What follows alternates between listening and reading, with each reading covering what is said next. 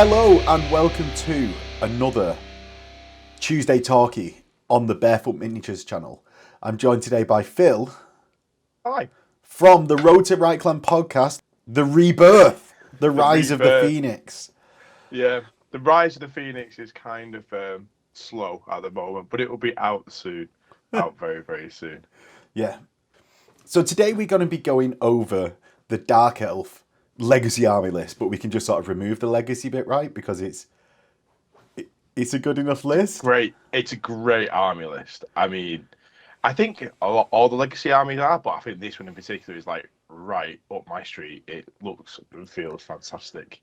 Yeah, so what we're going to be doing is rather than going over each individual profile in detail, we'll be going over the key points, going over things that you need to know about that one. And that's because, say, I'm trying to get opinions. So leave us your opinion on whether you want this more truncated version, abridged. That's the what it's called, the abridged version, or whether you want something like the Bretonian guide, which dropped last week, that's more of like a 2.5 hour marathon omnibus, yeah, version.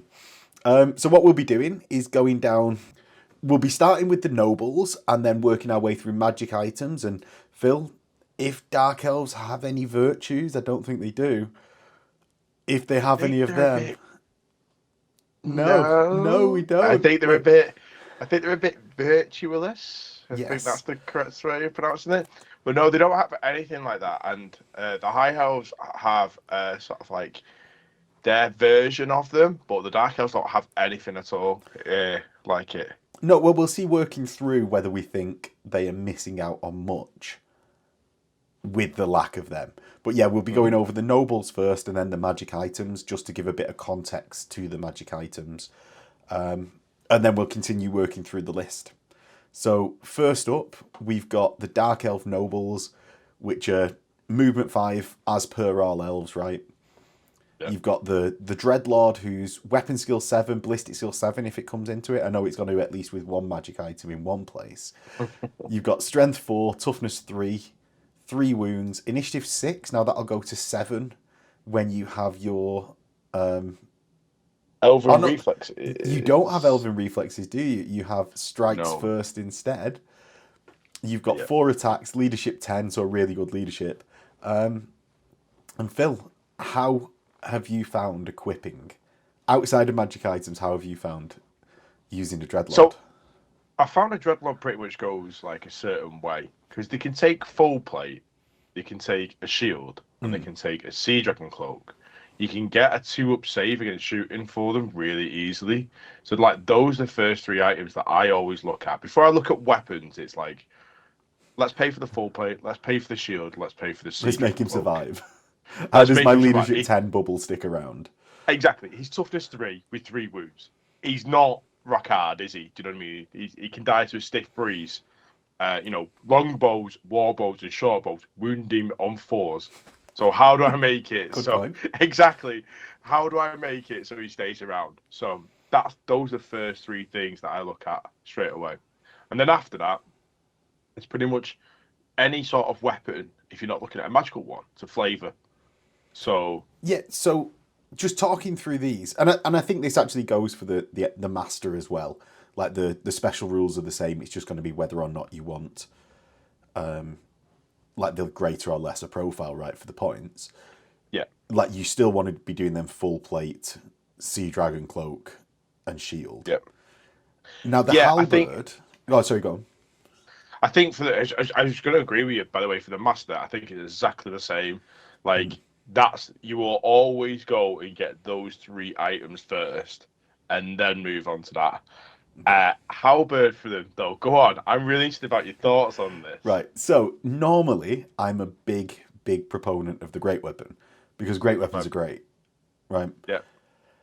Now, when you are a slightly squishier thing and you're paying points essentially built into your cost for an initiative 6 and strikes first, I think it's, if you're looking at these these non-magical weapons, the mundane weapons, actually I think a halberd comes much more agreeable in that, yes, you're sacrificing a strength, but you'll still be strength 5. Yes, you're sacrificing an AP, but you're not sacrificing your strikes first to use it. Whereas a great weapon, do you know, I don't think it's going to be worth it. I would give them a lance for the +2 strength, -2 AP if they're mounted. Yeah. But other than that, mundane-wise, halberds I think have a place. So, yeah, mounted, I would go lance all the time. One thing with a great weapon, though, you don't strike last with it. Strikes first and strikes last cancel each other out. So you actually strike at initiative. At initiative so you don't 6? go to initiative 6. So you don't get elven reflexes to go to 7. So you can only get a maximum of initiative 9. So anything that's initiative 10 will go first in the first round of combat. But you can go initiative 9 with a great weapon. On the charge. Well, So, you see, and that's why I've got on the Phil on this charge. guide, because as everyone knows, I am not a great lover of elves. So, yeah. So with that there, I think it's like, I agree, by the way. I really like taking the halberd. I love taking a halberd on a master. But on my dreadlord, I think great weapon. In fact, I usually take the great weapon rather than the lance.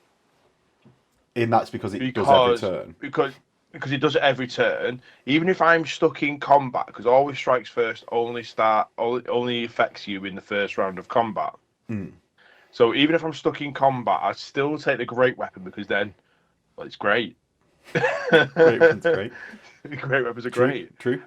So should we move on to the magical and mystical things that you can add to your dude? Yeah. Right, so we've got starting off at 70 points, and normally I really don't like the do you know the higher points cost items that are specific? Yeah. The Ogre Blade I think is great for 65 points, but other comparable army list 70-point weapons, most of them at least, I don't like. So let's go over the Executioner's Axe. 70 points. Strength user, but wounding anything on a 2, so you don't care about the strength. AP -2, killing blow, magical attacks, and strikes last. So it strikes at initiative now. So if you're charging, you're initiative 9 with your Dreadlord. And only your Dreadlord can take this, by the way, because it's points cost. But you could also give it to, well, we'll move on that to later on. Yeah. But I like this weapon, but I don't like taking it because I find that I'm too short on my protective items. If you take this 70 point. Yeah, and I think that's a common thing of why one of the reasons I don't like many of the other magic items that are offensive. Like I find I can get that -2 AP that a lot of magical weapons are limited to. Well, I can just get that elsewhere and just load up on protective items. Exactly. Yeah. So I really like this, and if I was on a dragon or anything like that, because you can take you've got different mount options for dreadlords, I would take that because the dragon would probably keep me safe with the extra toughness. Right. So next we've got the Sword of Ruin, 65 points. I think this is more my sort of style. It's strength user, magical attacks, but the AP is no armor, ward, or regens are allowed against the Sword of Ruin. Now that is mental. Yeah, I love it. I love it. I mean, just for 5 points less, I know that you might be wounding things on 4s or 5s because you're only strength 4, but I actually love this because you're probably doing the same amount of wounds because you're just ignoring all that magical bump that the enemy has usually. So like Chaos Warriors, they have Chaos Armor. You know, they have a ward gone. It's like, yeah, unlucky, you've now not got your 3-up save, you've now not got your 6-up ward. Yeah, and against anything with like a human level profile, like you wounded them on 3. So if you just strike into a unit, right? If you want more of a Blender Lord rather than a Challenge Lord, this is I think much the better option because you're maintaining your strikes first whilst also ignoring all the saves. An armor is hard to crack now, right? In most situations. Yeah. So you've got I'm just thinking about things that've got like really high armor but like quite low toughness. So I've got like Bretonnian lords that are rocking round. They don't have any way to take a ward save because they have one built in, or this just ignores it. You know, Yeah. Seed of Regen High Elves, just ignores it. So I think this is actually a really, really good weapon for 65 points. Yes, and it's even if you just like head off units of knights with your lord with this weapon. Like Inner Circle knights are on a 2-up, right? Bretonnian knights are on a 3-up with a ward. You can just head them off and kill them because they toughness 3 mooks, and you don't care that they've got a higher armor save. Even you don't care if they charge you because you strikes first. Yeah, exactly. I think this is one that when it gets pulled, I'm like, huh? Like really shocked that that's happened to me. But it's a really good weapon. That Now, Life Taker for 35 points. This is basically a repeater crossbow with -1 AP, armor bane 1, magical attacks. It's got multiple shots D3 plus 1 instead of just multiple shots 2, and poison attacks. Yeah. I think it's on the bit expensive side, if I'm completely honest, from when I've been looking at this. I like the weapon, just not on these 2 characters. Right, okay. So it will see. Well, where will we see the usage of this? Assassins, right? So he's one. I'll go into that. One up for yeah. But the one thing I don't like about it on a Dreadlord, is it's because it's got poisoned attacks. If you roll a 6 to hit, you can't get the armor bane 1. Yes. You're not rolling to wound. So I think it's at odds with itself a little bit there. I'd have liked to have probably just seen an extra, D3 plus 2 shots for it. But I do like the weapon though. Yeah, rather than poison attacks.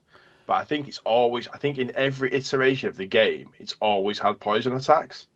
I might be wrong there, but I think it did in 6th anyway. Right. So then we've got finally the Whip of Agony, 30 points. It's a +1 strength, +1 AP, or -1 AP. Magical attack strikes first, which I imagine Beastmasters don't have built in. So yeah, this can only be taken by a high Beastmaster. So you can't have this for a Dreadlord or a Noble. Yeah, and if you wound your opponent, it's -1 toughness.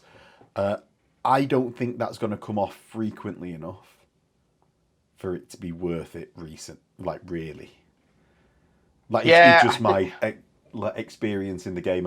I've not liked it ever. It's been in Heresy, like when you negative toughness to people after doing wounds. I've not liked it in previous editions of Fantasy. So the only thing I can think of is like if you're up against monstrous infantry, or monstrous cavalry, but I'm not gonna. It doesn't really. Don't do it. It doesn't do it for me. I'd rather kill the thing than just be able to wound it easier. That's my whole thing. And those sorts of monsters, like monstrous infantry, usually has like a 4-up, 5-up armor save, so it's okay. Monstrous cavalry's got a 2-up or a 3-up. So we'll move on to the magic art armor. Now you've got the Shield of Grond, which, in addition, is a shield. In addition, any attacks directed at the wearer are -1 modifier to their strength. And you've got the blood armor, which is an armor value 5, and each wound caused by the wearer increases the armor by 1. Now, we actually were talking beforehand, and I was like, oh, the blood armor looks brilliant on face value. But you reckon because of the Sea Dragon cloak, it's just a bit worthwhile, right? Yeah, so because you can get a 2-up save to shooting right from the offset, I think it's half the points of this, roughly. Because of that, I just don't think the blood armor's got enough. If this was like 20 points, I would love to put it on a champion or something like that, and I think that'd be really good. But for 20 points, I would probably choose it more than full plate for a noble and a dreadlord. But 30 points, I just think it just doesn't do enough because you can tap out. You can tap out at 2+ quite quickly with Dark Elves. Yeah, with their access to their armor. Right. So the Shield of Grond then for the -1 strength, actually, Amazing. yeah, Amazing. it effectively makes you Absolutely toughness amazing. 5, right? So Yeah, yeah. Against everything, though, by the way. yeah, again, not just melee attacks against shooting as well, Yeah, because that's an attack directed against the bearer. yeah. Brilliant. I love it. Absolutely love it. You can effectively make a dragon toughness 7. I Yeah, think this is amazing. and this will come off more often when you're a single model, than when Yeah, you're in a unit. Like when you're in a unit, something will have to literally target you, because otherwise it's not directed against the bearer. When you're a single model, say on a dragon, as Phil says, the -1 strength comes in all the time because you're not joined into a unit. It is declared yeah. against you. So for me, if you're on dragon, manticore, chariot, the shield's really good. If you're in a unit, you've probably got 20, 30 ablative wounds behind you, so you don't really need it. Yeah, But not as often. not as often, but single models, I think it's really good. You could probably put it as a challenge lord, but I just don't think it's worthwhile. I think you can kill things quicker and be less worried about the wounds getting back. Right. So then, Pendant of Caleth for 40 Daily. points. Caleth. It's basically a 5. It's like Bretonians. It's a 5-up ward versus strength 4 or lower, and a 4-up ward versus strength 5 or higher. Now, this is something that I've thought about a lot because of the Bretonian list, and it's so useful because strength 5 tends to be the cap of where AP -2 weapons kick in.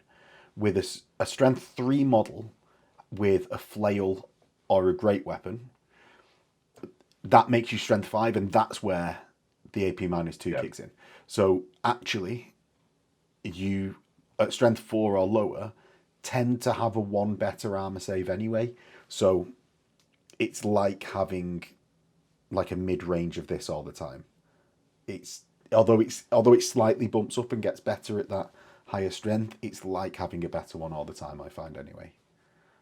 If I'm finding 30 points for a talisman of protection, which I always am doing on my combat characters, I'm finding 10 extra points just to get this because it's so much better. Just for 10 extra points, it's Yep. so much better. So I think this for me this is your key magic item for your general. So when you're looking at like your general, this is the first item that I would buy as a magic item. Like I'm getting dependent of Kayla. What else can I fit into that list now? Yeah, and Which that's if you don't want to take like a Sword of Ruin yeah. 65 points. So like if you're looking at like kind of like a blender lord, then the Sword of Ruin's really good, and you probably don't need dependent because you're now killing things before they can attack. But if you're looking like going into challenges quite a lot, then this is probably better because your lord is going to be able to grind out that combat res and that challenge with that other character.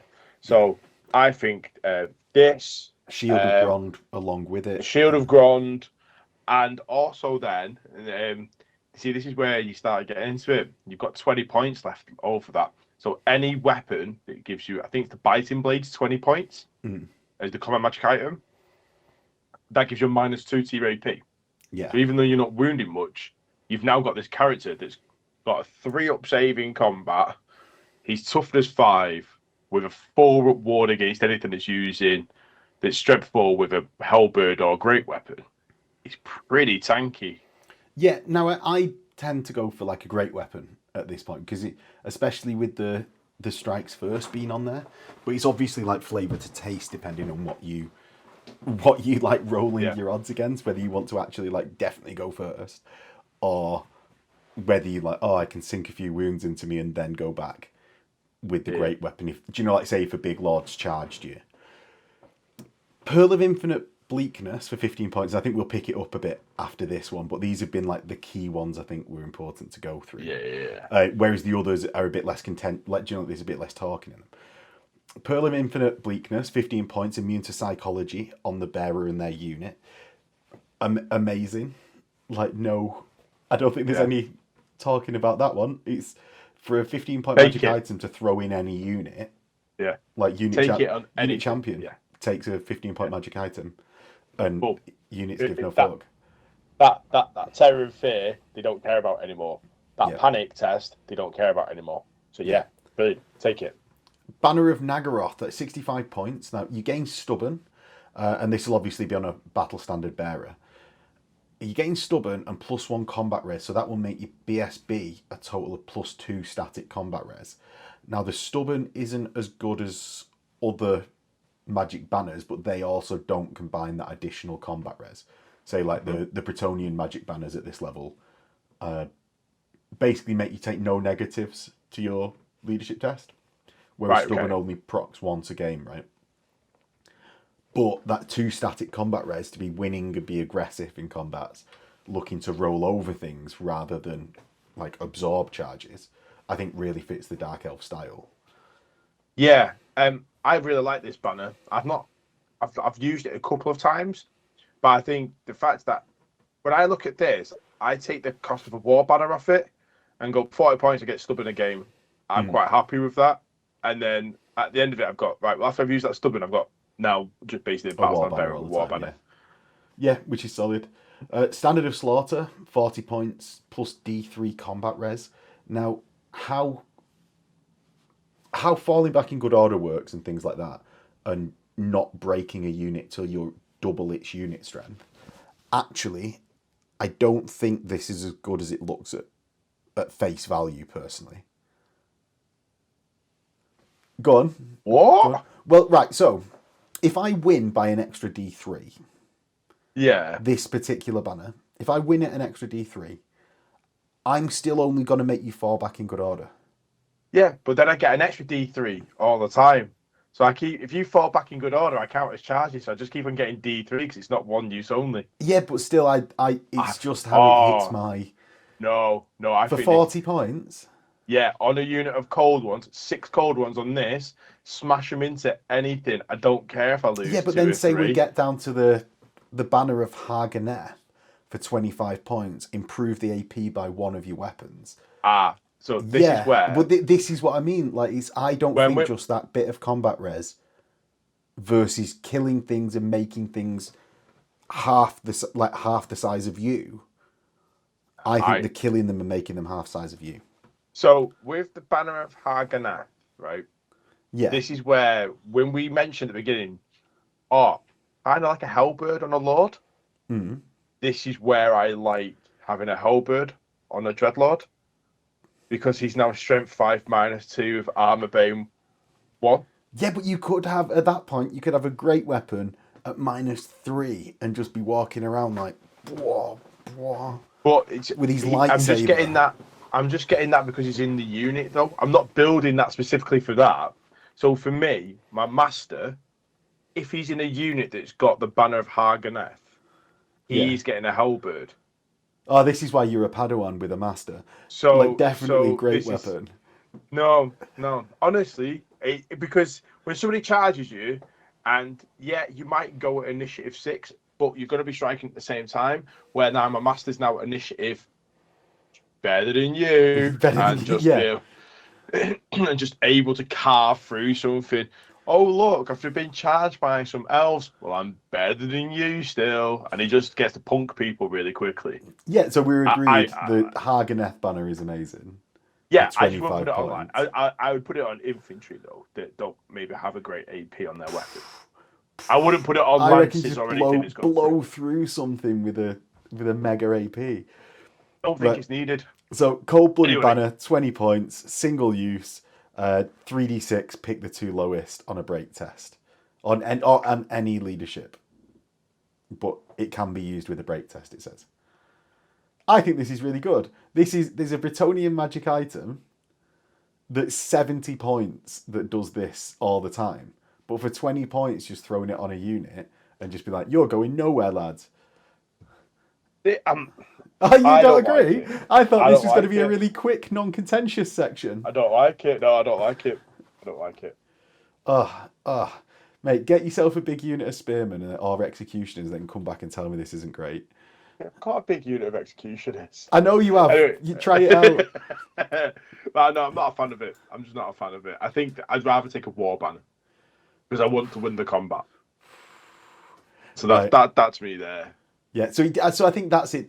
If you were building an anvil unit, this cold-blooded banner is going to be absolutely amazing. Whereas Phil, you're obviously looking at stuff like the Standard of Slaughter and a war banner and stuff, and more thinking, how do I ensure I win all the time? Yeah, so that's the way that when I've been playing Dark Elves, being very aggressive, and how do I always win that combat? That's how I'm looking. Now there are some great anvil units, like some great anvil units, but I'm always finding that I'm better with hammer units. Yeah. So I always look about how I can win combat, not how can I survive a charge. Oh yeah. Well, so it's like this cold-blooded banner. I definitely wouldn't put it on a unit of knights because it's just like, well, like, if those unit of knights lose a combat, like they might as well die. Yeah. So or run off and could like be useful on turn 5. So next we have the Black Dragon Egg, single use, and you can consume the Black Dragon Egg, and you get a toughness of 6 for the rest of your turn. It's not the full game turn because that's called a round now. 35 points feels fairly steep for what you're getting for effectively with the shield all the time. So yeah, the Noxious Breath is a nice touch, but if I'm toughness 6, I want to be in combat. So it's kind of like odds and ends with itself. If this was 25 points, it would go on every champion that I could ever get it on. But I'd be like, you can have a Black Dragon Egg, you can have a Black Dragon Egg. It's 35 points. Well, the Noxious Breath is like the unit gets, I think it's -1 weapon skill if it takes a wound. So I think that was what it is. I've just tried to flick to the right page of it, and page 18. Yep. Noxious Breath isn't on page 18.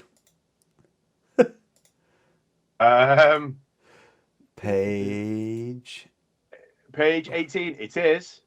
Is it? Look at the number page, not the physical pages. Okay.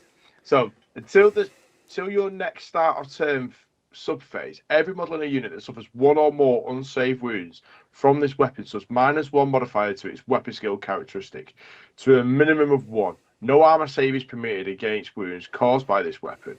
Warding regeneration can be attempted as normal. Right, sounds great. So I'd not considered that in the Black Dragon Egg. Yeah, so you could move up, use it, then that weapon skill 5 unit, weapon skill 4 unit now is less effective as it's now going into elves that are weapon skill good. Yeah. 35 points, I'm not too sure about, but I think the Noxious Breath is just that one-off thing. I'm on the fence with it a little bit, but I do quite like Noxious Breath. I think it's really good. So I like it if, as you say, if it was like so the Bretonnian Outcast list have a 25-point magic item that allows you to do a breath weapon. Right. If it was something like that, and you can fit that on a unit champion, if it was something like that, as you say, much more attractive of an option, but 35 points when it's adding because it's adding to your toughness, which is quite good. But really, when I want to add to my toughness is the enemy's turn, because that's when someone's catching me off guard. If in my turn, I tend to only make charges I know I can win comfortably anyway. Yeah. No, I get that. That's what I mean. So I like it. I don't think I'll take it. I think that's the bad thing there, really, for me. So then Hydra's 2, 30 points. You've got range 9, magical attacks, move and shoot, quick shot, and you can target specific characters. Pew pew. And kill off unit champions. Amazing. It's amazing. It really is so good. At 30 points, so it's not going on any champions, but if you've got an assassin that it can get inherently killing blow, then you've got something where it's strength user, so it's wounding it between 3s and 4s on most things. Then it's -3, so it's getting rid of most of people's armor, but then can also have killing blow on it as well. So I think this is like very niche in one area. I wouldn't have a lord running around with it. I wouldn't have my noble running around on it. Sorry, my master running around on it. But I think with an assassin, like scouting with some shades or something like that, I think he could be quite nice. Yeah, and then finally we've got the guiding eye for 25 points. It's a single-use reroll or fail to hit during the shooting phase for the bearer and their unit. Fairly solid. Whether it's worth 25 points, I don't know. Rerolling to hits, good. but it depends what the target of probably your crossbowman unit are going to be firing at. Go on, Phil. Oh, I know what you're going to say. You're going to say chariots with harpoon launchers, re-rolling there to hits. Yeah. So when you've got this, Scourge Runner chariots take -2 when they've moved. So you've got your units hitting on 5s if they're within short range, 6s if they're not. But your Beastmaster Lord hits on 4s. Mm-hmm. Also, you can put like more than one Beastmaster Lord in that unit of Scourge Runners. Yeah. So you can have a maximum unit size. I think it's either 3 or 4. So you can have 2 Beastmaster Lords that are hitting on 2s with a 24-inch strength 6, -3 AP, D3 wounds, harpoon gun. And they go, oh, I'm hitting on 4s. Oh, I failed. I'll re-roll them. Oh, I've hit. Yeah. And it's just a good way of taking somebody's fun out of the game when they rock up with a dragon straight away. Yeah. So if you're not doing that on a unit of crossbowmen, it's iffy okay. whether it's worth it. If you shoot a toughness 3, like low armor save dudes, it's going to get its points back. Or if they're doing like an Empire State troop, it might get its points back. If you fire at goblins, probably not. Yeah. Or if you fire at knights, probably not. This is the thing, like Dark Elves don't have a lot of really good shooting that's infantry based. So because of that, I think this loses its worth. So it's got a very, very niche usage. But if you put a unit Beastmasters on chariots. Beastmasters on chariots.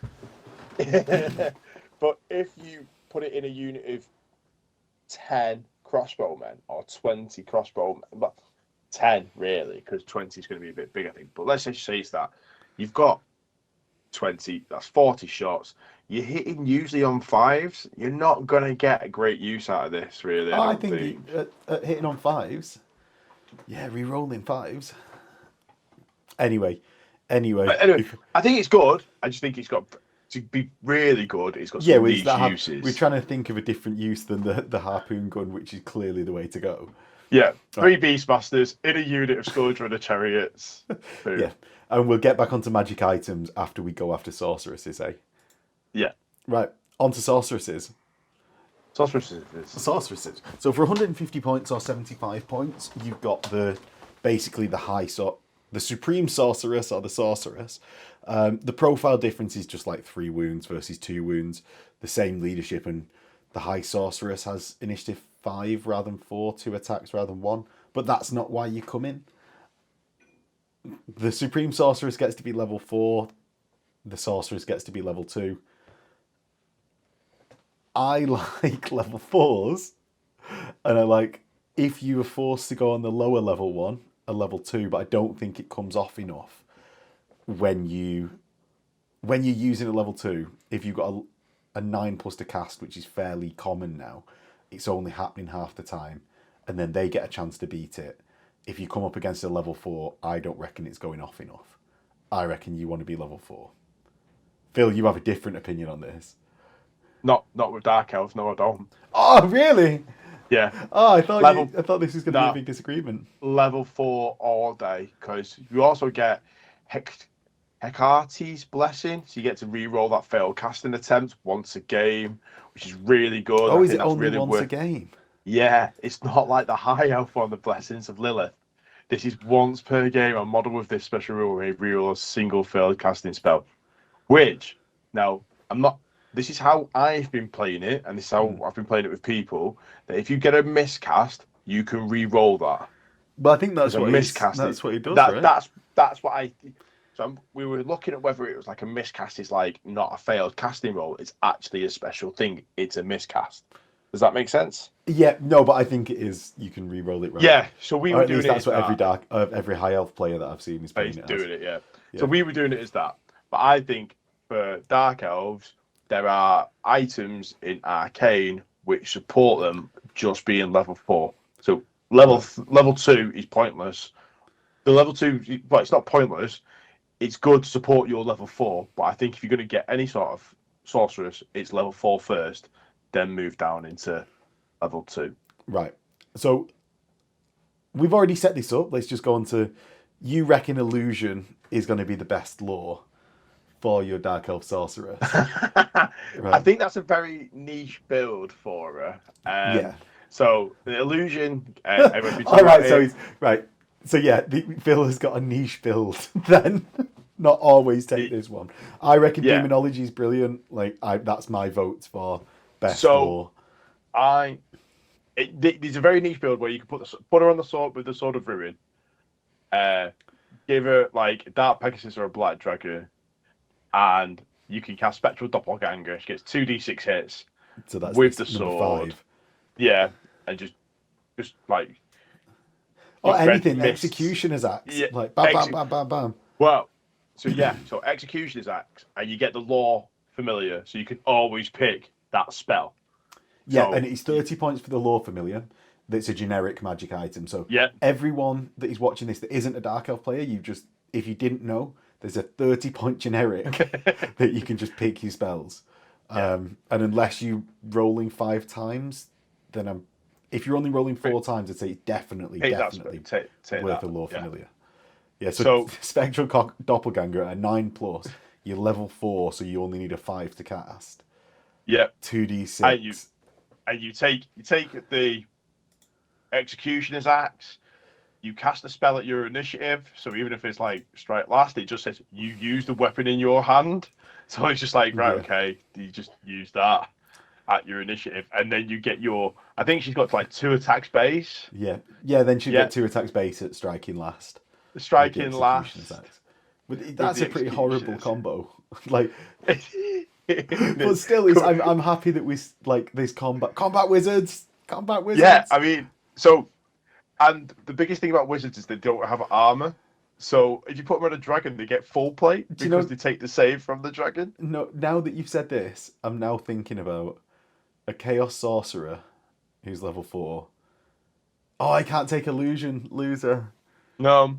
Loser. So, but anyway, shall we go into the arcane items before we whack ourselves off the scale? So you've got the Black Staff for 55 points. May use it when attempting to cast a spell. If you do so, roll an extra d6 and discard the lowest result. If a 1 is rolled on any 2 of the dice rolled, the spell is miscast. So however, if a double 1 is rolled... if a double 1 is rolled on any 2 of the dice. So you're more likely to miscast. But that's a good magic item. Yeah, that's why you take a level 4 all the time. Because you take that item. Yeah, because you can't take that on a level 2. Yep. So that's why level 4s are so much better in Dark Elves, because you take that as your base item. So when we talk about the certain items that you would just take, if you're taking a level 4, this is the first item you take. Yeah.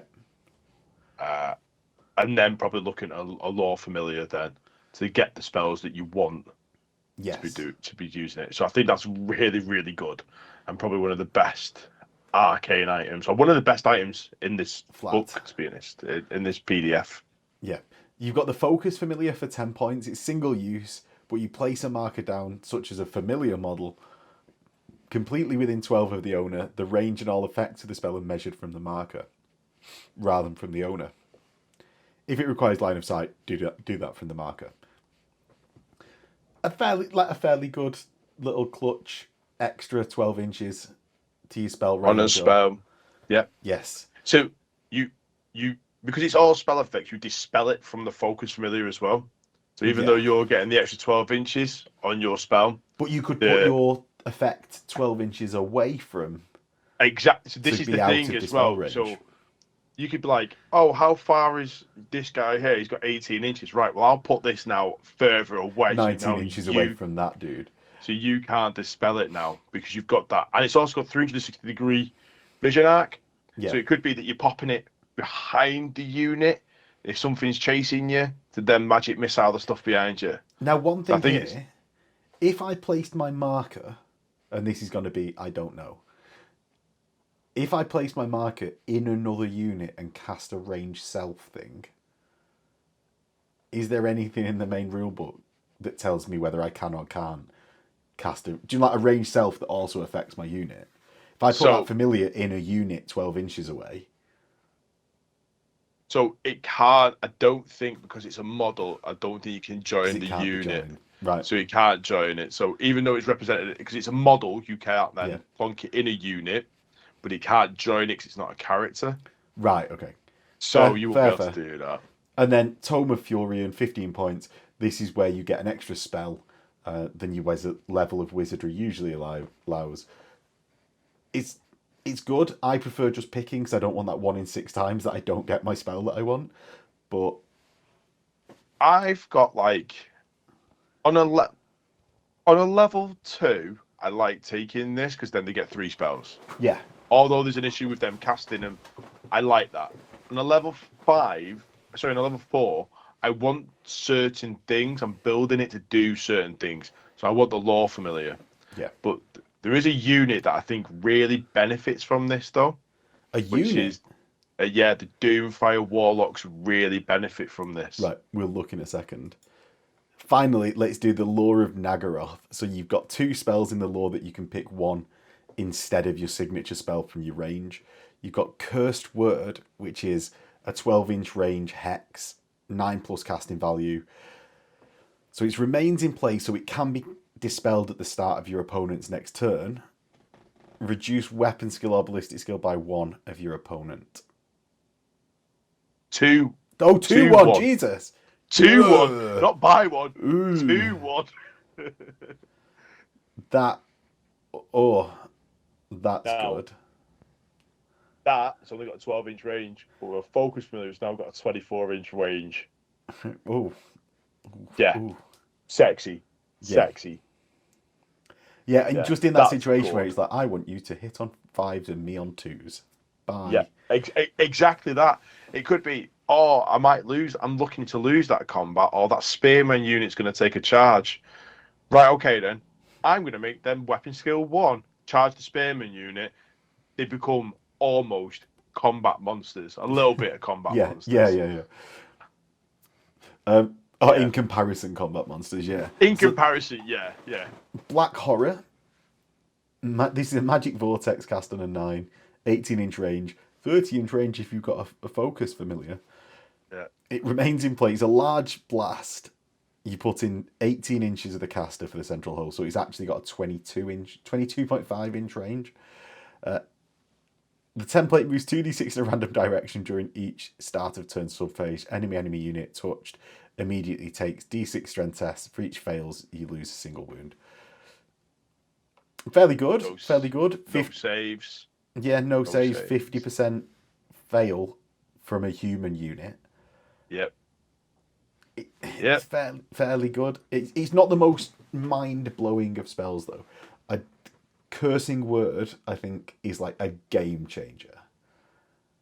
Yep. Whereas, like, averaging 3 hits or 3.5 hits and then averaging 1.5 fails of strength tests. Not the best. No, when you can have, say, like, 2d6 strength 4 AP -2 hits from the summoning, Yeah. I prefer that than... So the one thing I like about Black Horror Yeah. is not so much using it as a damage dealer, but protecting things from being charged because Yeah. it makes it dangerous terrain. So I kind of like using it that. Also with the Black Horror, you don't need line of sight. No, but I'd still like the cursed word making something weapon skill 1, mate. Oh, Oh my yeah. god. This isn't an argument which is better. Cursing word is so good. I just think Black Horror Don't just write it off. I don't just write it off yet, basically, because you've got that thing where I'm just gonna say, like, the way that units move now in the old world, they move really fast. Slowing something down has massive value. Yeah. Slowing something down when it's toughness so you can lose a couple of people is, Bretonian Knights will hate this. should that be the title screen for the video? Bretonian Yeah, the Knights will hate this. Your dentist will hate this. Anything that's toughness 3 but high armor will hate this Black Horror. Yeah. Just be like, oh, so all those heavy cav from Other Empire, elves.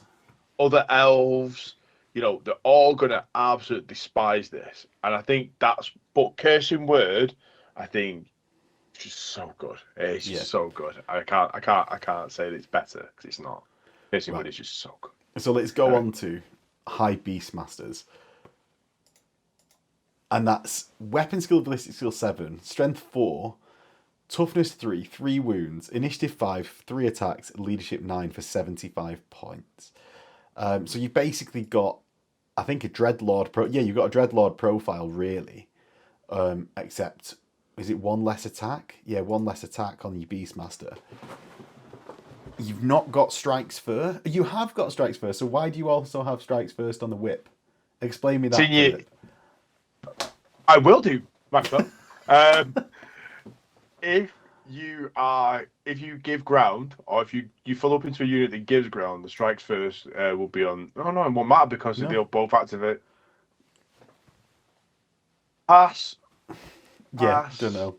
Right, so you've got Oh no. Yeah, pass. Don't know. I haven't got a clue. Sorry. Right, so you can be upgraded with a Cavalry Spear, a Repeater Crossbow. You can take a Shield, upgrade to Heavy Armor, which I think I definitely upgrade to Heavy Armor.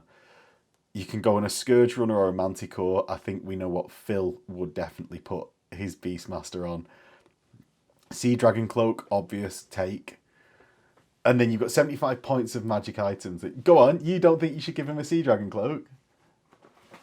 If you're taking him on a Manticore, give him the Sea Dragon Cloak. If you're taking him on the Scourge Runner, don't, because it comes with a Sea Dragon Cloak. Oh, right, okay. Right, so if you already have a Sea Dragon Cloak, don't take a Sea Dragon Cloak. But if you don't have a Sea Dragon Cloak, take one. Do you know what? I'm happy for that to be the way that I'm wrong. Yeah, I'm happy with that. I'm sort of getting this elf list now, So yeah, Heavy Armor. Now this could be where you put the piece of armor that you didn't like on this High Beastmaster, because you can only get the Heavy Armor anyway. Yeah, I think this is where it belongs a little bit. I think this is where I would put it. You've got a Cavalry Spear, so on a Scourge Runner or a Manticore, you're always probably getting the charge because they're very fast models, very fast units. And I think you're going to cause like 1 wound, so you start then getting a much better save straight away. So you'll be on like the 3 up straight away. You'll be on 3 up to shooting, but then you'll be at 3 up in combat, and then you'll be going and going and going. So yeah, I think Blood Armor on this guy is the way to go. Right. So then, obviously, we need to sort of go into chariots, I think, a bit more before we go on to high Beastmasters. But obviously, like you've mentioned before, chariots.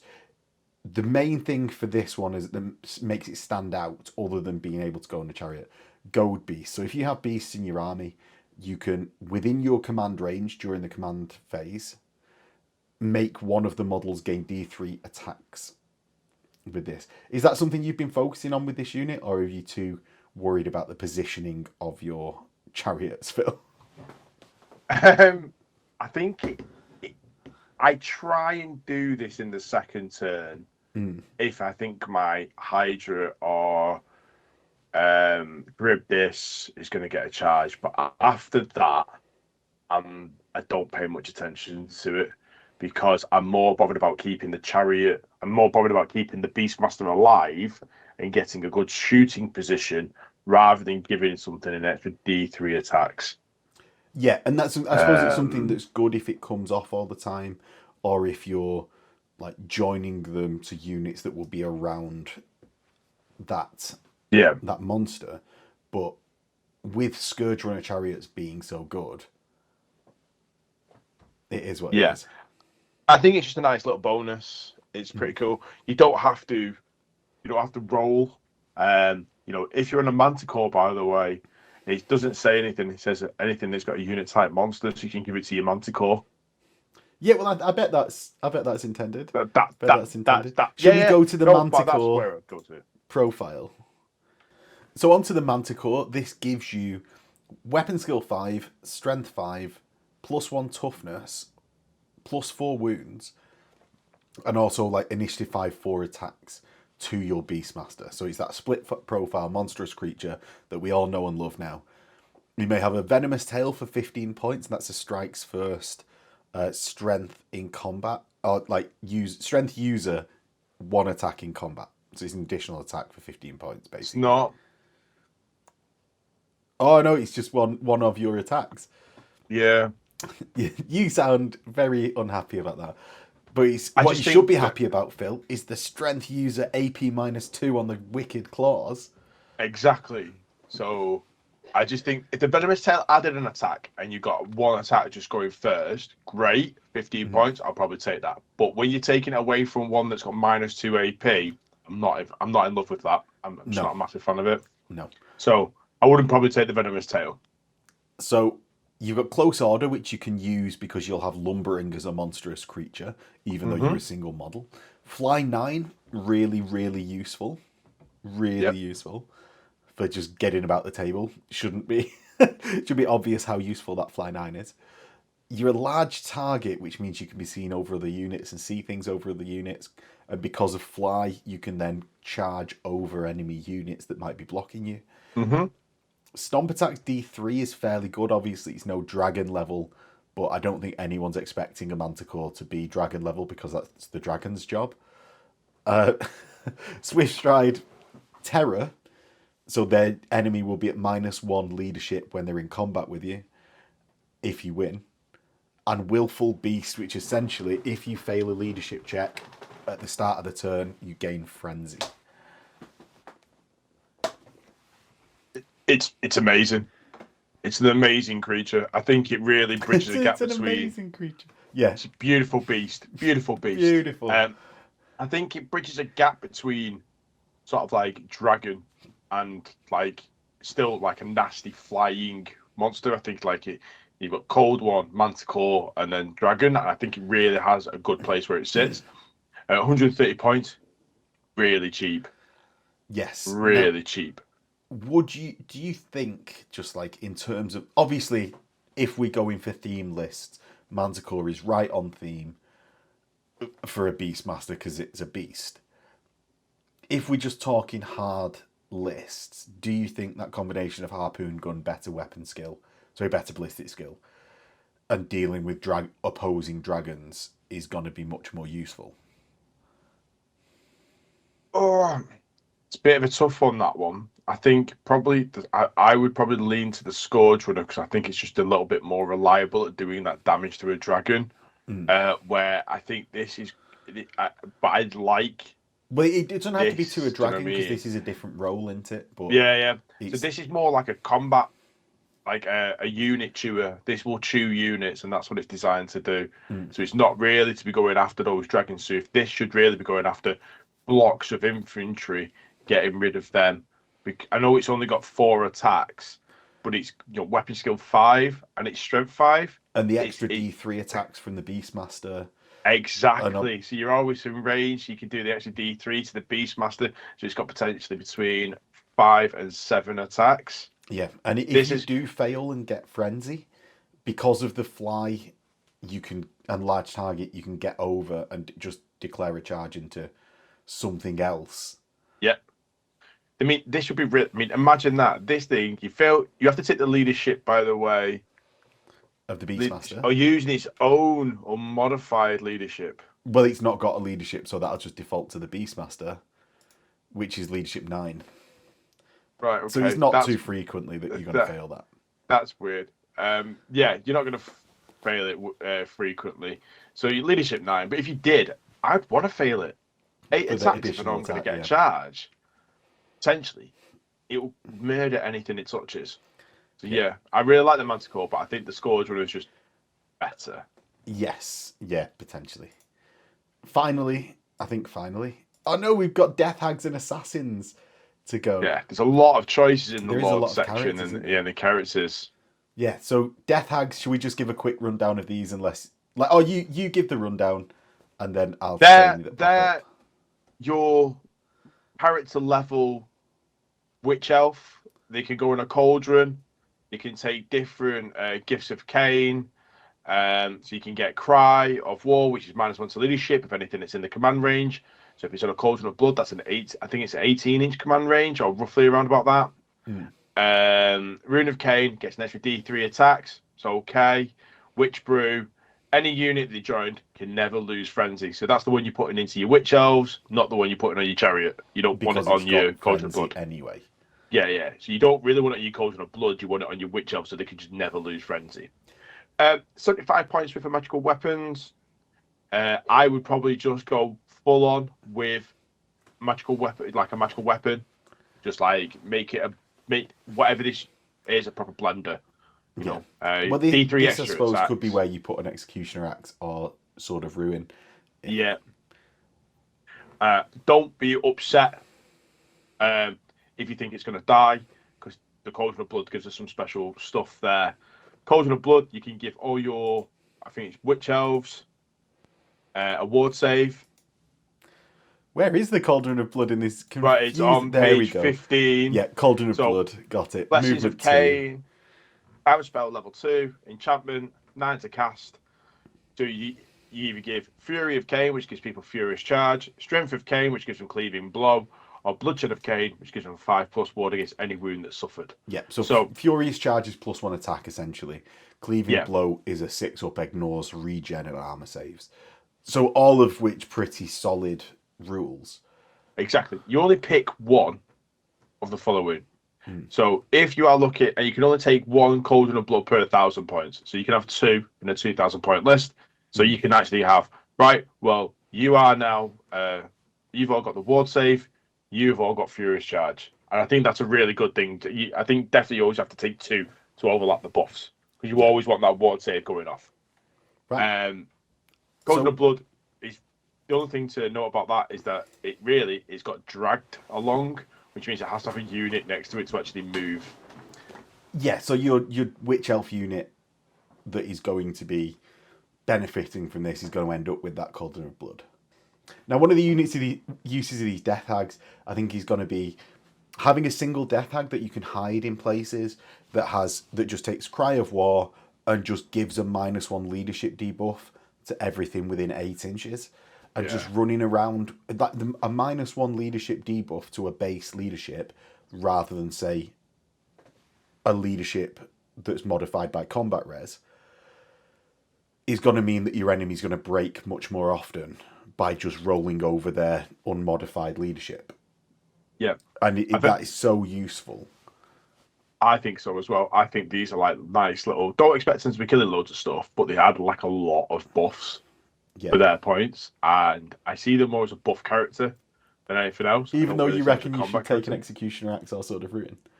If I was going to take multiples of them, one of them would have that, but mainly their job for me will be to be buffing my Witch Elf units that they're going in, or buffing my Spearmen, or whatever, because they don't... they've got Loner.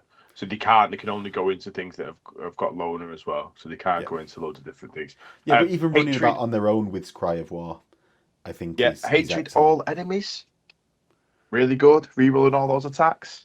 So that Executioner's Axe looks pretty tasty for 140 points when they're going to get 100 Yeah, whatever it is. 150 points. Yeah.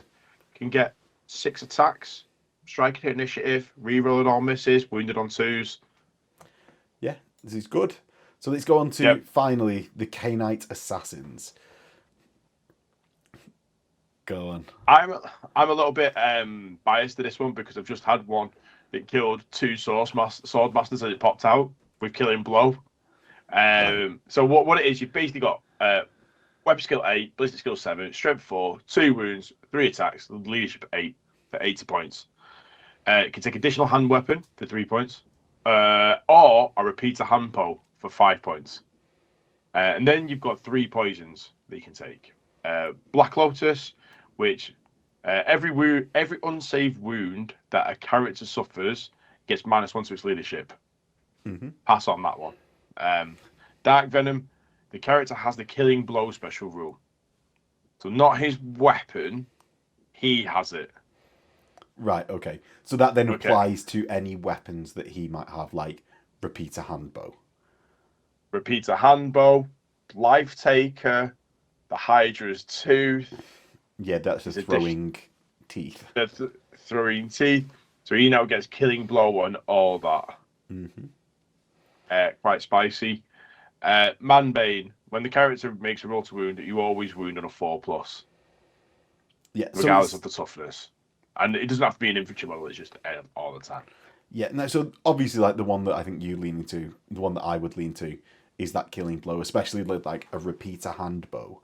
Being able to stand and shoot with it, pink off a few wounds, just stand around doing stuff, plinking off wounds that have got Killing Blow potentially on them.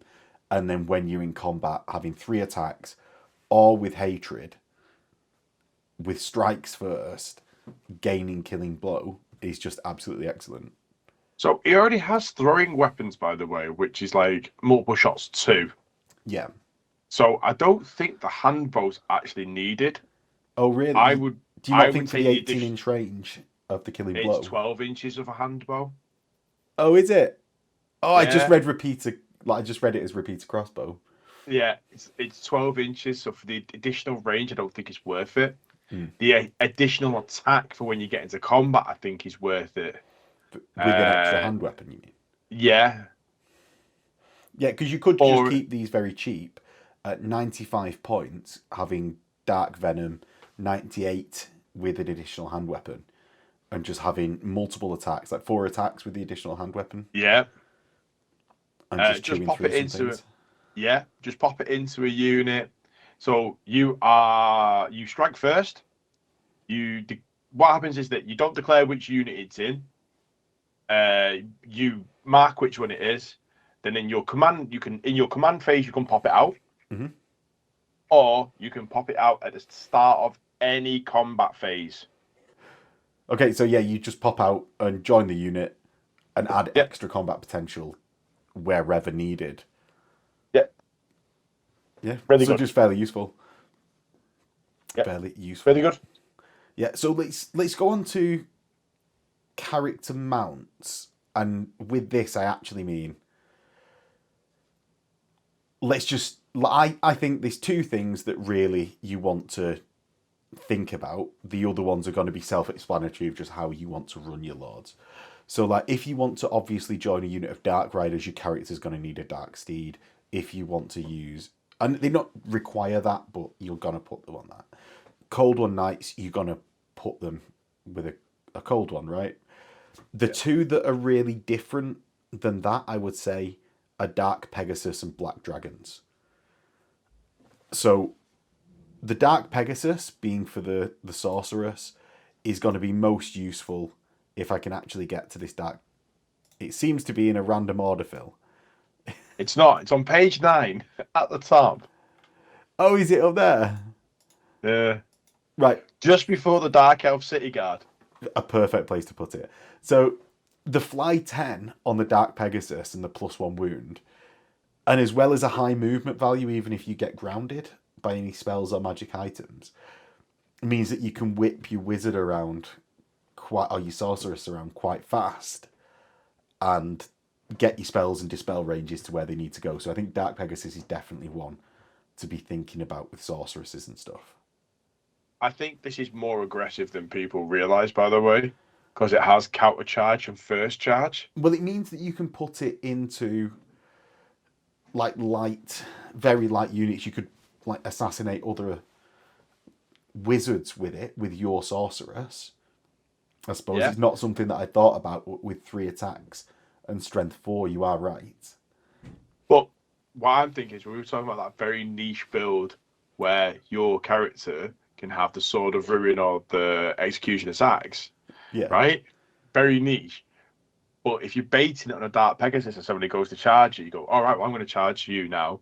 But let's ignore the Pegasus' profile, but now your sorceress is initiative 8, likely, when she's charged, more than initiative better than the thing that's charged you, and is able then to kill things off. Yeah. Yeah, fair.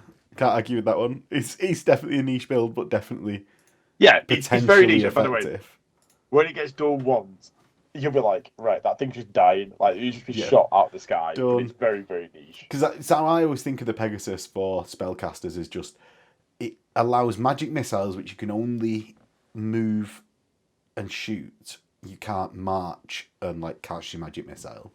Having that fly 10 makes it actually able to be used, I think, in a productive way. Yeah, Now, I agree. the Black Dragon, you've only got one option in this compared to, say, a High Elf list with 3 or 4 options of dragon. Yeah. You've got movement 6 and weapon skill 6, strength 7, toughness +3, so you'll be on toughness 7 with a Dreadlord. No, toughness 6, sorry, because your toughness didn't go up. Toughness 6, Yeah. +6 wounds, so you'll be on 9 wounds with your Dreadlord. Initiative 4, 6 attacks, and I think it's fairly solid. You've got the noxious breath that Phil was referencing before, -1 weapon skill when the enemy suffered a wound. Just very useful for like a bit of a defensive one, isn't it? Yeah. In that it's You've gone got a by the support time role. you charge. Yeah, you've got a support role with this now, haven't you? That's the thing. So you've got an attacking role, an aggressive role, and a support role. I think it's a very, very good one. Yeah. And it's got like hatred high elves. It's stomp attacks d6. It's a solid creature. It's going to be a good addition to your lord. Like every dragon, it's just you're going to have to be a bit conservative around cannons because you don't have a 5-up blessing of high elfness. But so with that, cannons is what, -3 AP? Yes. So you get a 5-up save and then a 4-up ward with a Dreadlord. So I think you can still get one-shotted with a... No, you can't get one-shotted with a great cannon anymore, can you? But I still think it's quite a good mount, because in turn 2, it should be in a unit.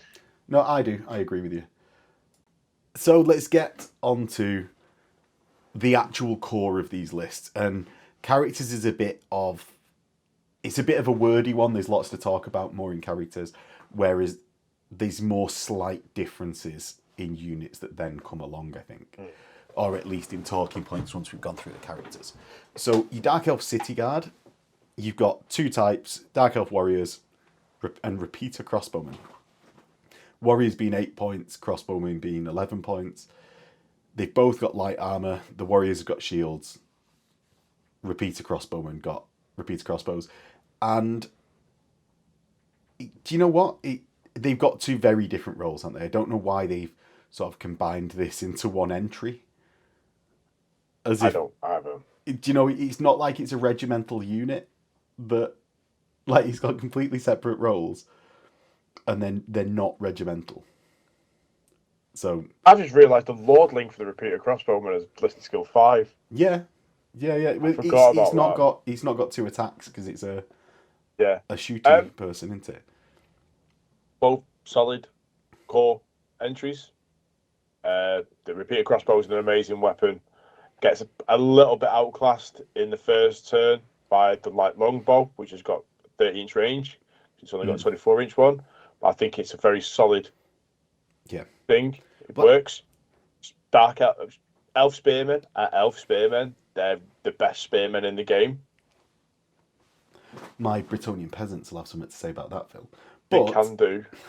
With all their mouldy teeth. I think one of the things about the City Guard is that at 9 points a model when you've got spears, when you've got thrusting spears, they're cheap enough that you can have a very large block of them. Like, they don't have to be a very elite unit. You can have loads of them and really bog down your enemy with an anvil. And that's where the magic standard of rolling 3d6, picking the 2 lowest comes in. Because you're going to much more often give ground than fall back in good order when you're doing that. Yeah. I mean, you can give... Well, not more frequently, because we don't know what the combat results are, but it makes it more likely that you will give ground. Yeah, I mean, with the Warriors, 0 to 1 and 1,000 points can say veteran. Amazing. 10 points, per guy. So with veteran, I think that's really good. There are some armies that pay that much for like elite infantry. Yeah. For that sort of stat line. So, yeah, I mean, they're both solid. Both really solid. Yeah, true. Now, how have you been running your repeater crossbowmen. So like Dark Elf Warriors with thrusting spears, I would say you want to go at least 7 wide, and they've not got hard, so you want to go 3 deep, really, maybe 4 deep to get a definite rank bonus. But crossbowmen, how have you been going? 10 in a line. Gone back to the old tried and tested, because crossbows don't have volley fire. They go in there. I take a full command, if I have a character in there. But that's Why the do you other thing take a that I do. standard? Why do you take a standard? Because I just don't want to have a guaranteed thing that I'm going to... Because now, with stand and shoot being... Adding to combat res, yeah. Added to combat res, I could probably draw or win combat. So I don't want to lose automatically. So that's why I take the standard and the musician and the champion. There is just so I don't lose a load of people if I do win. So the champion will step forward and take the thing. But only if I'm putting like a sorceress in there. I wouldn't do it any other time. Yeah, fair. So that's Phil's referencing that if you have a sorceress in a unit of archers, take a champion. Even if you don't take the full command, I like taking musicians in there. But if you have a sorceress in a unit of archers, take a champion so that champion can accept challenges rather than the sorceress being challenged out. Yep. Or you can challenge out, say, a lone character. If they charge your unit, you declare the challenge, and now your sorceress is safe for another turn. Exactly. Yeah. So. Yeah, and I believe your repeater crossbowmen have run off a couple of units, actually, on the surprise. With like, why have they got a full command? Which is why I was bringing it up specifically. In Sick, they killed a demon prince by themselves. Yeah, and that's with an entirely like the same stat line. The same mindset, just some different base rules. They killed a demon prince by beating it in combat. So like, full command all the way. I wouldn't say it'll always pay off though. No. So next, we'll go on to the Black Ark Corsairs for 11 points a model. What makes these? Why would I take these over Warriors, Phil? With them having moved through cover and open order, they're a bit more mobile. So this is where you probably put in your bunker if you have a caster. Sorceress goes in here because you can move 5 inches, do that 90-degree turn. They can all take hand bows or additional hand weapons. I prefer these with hand bows because you don't. They've only got 2 attacks at strength 3, weapon skill 4. They're not great. Yeah. But they have got a 5-up safety shooting, so they're pretty tough to get rid of. With that, then, with repeater hand bows, your sorcerers can cast, these can cast. For me, these are always going like 7 wide and a couple of ranks. But I only take these specifically if I'm going to be taking a sorceress and putting the sorceress in there.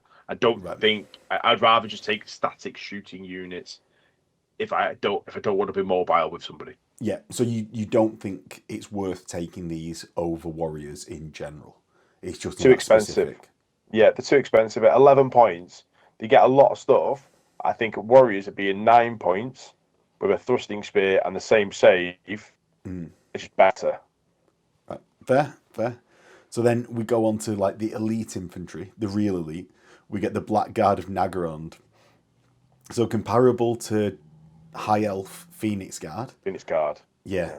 You've got 15 points a model, weapon skill 5, your strength 3, toughness 3, 1 attack, 1 wound, initiative 5, 1 attack, leadership 9.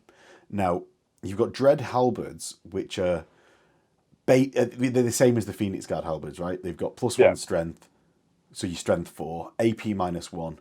You've got Armor Bane 1 and fighting extra rank. So when you are charged or the second round of combat, you get an additional attack for that second rank. Yeah, and it makes it good to go like deeper as well as wide, I would think. I mean, yeah, I think this is one of the units where you can take drilled. So excellent rule. Excellent rule. Be flexible. I don't think there's a set standard that you want to be putting these in as a frontage. If you're going to be charging something, then by all means expand that frontage before you charge. If you are going to be taking a charge, then you can keep yourself into a tighter column. just because you're going to get the supporting attacks as well. It's up to you really. Guarantee that rank bonus. They've got full plate. They're really good.